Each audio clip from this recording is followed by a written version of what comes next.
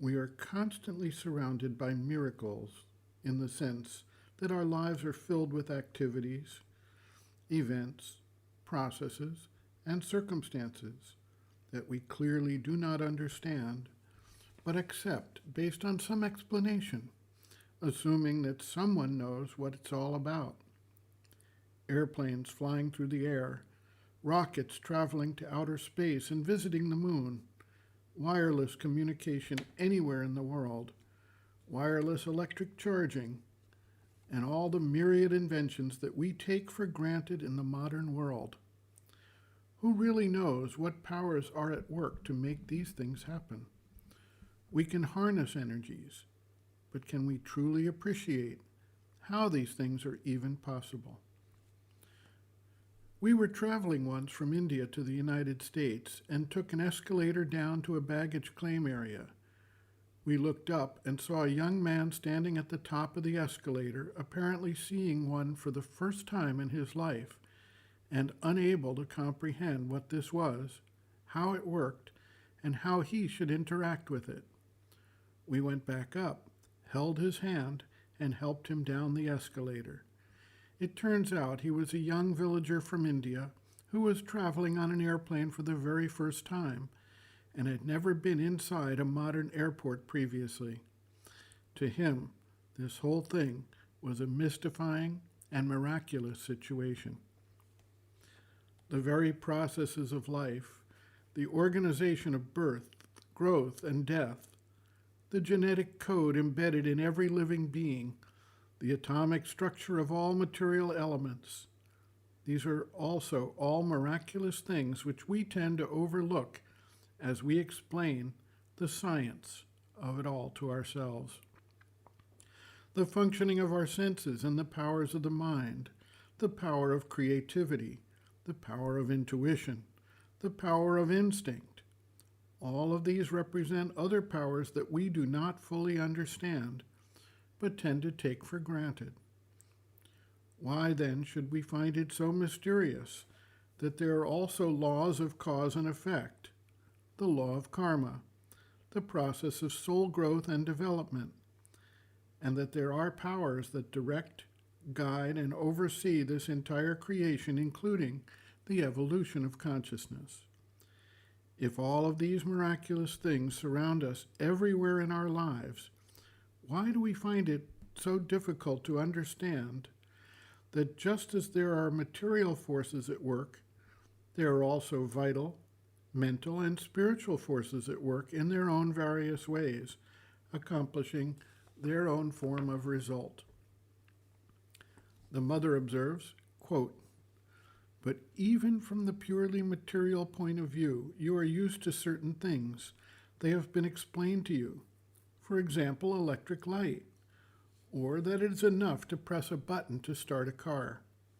You can explain it, you've been told why, and so it seems absolutely natural to you.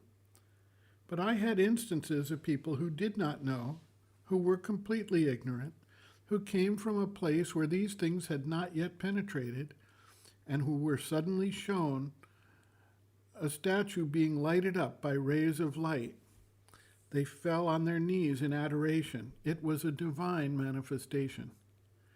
And I have seen someone else who was in the same state. It was a child who knew nothing.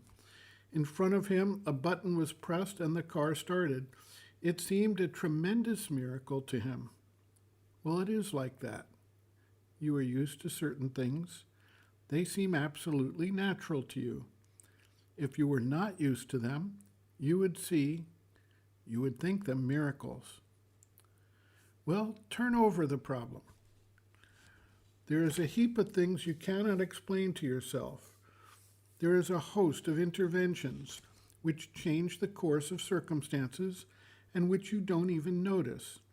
And so everything seems to you ordinary, monotonous, and without any particular interest.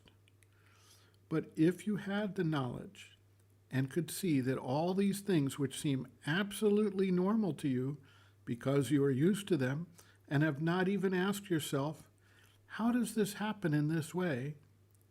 If you had the knowledge and saw how it happens, what it is that acts.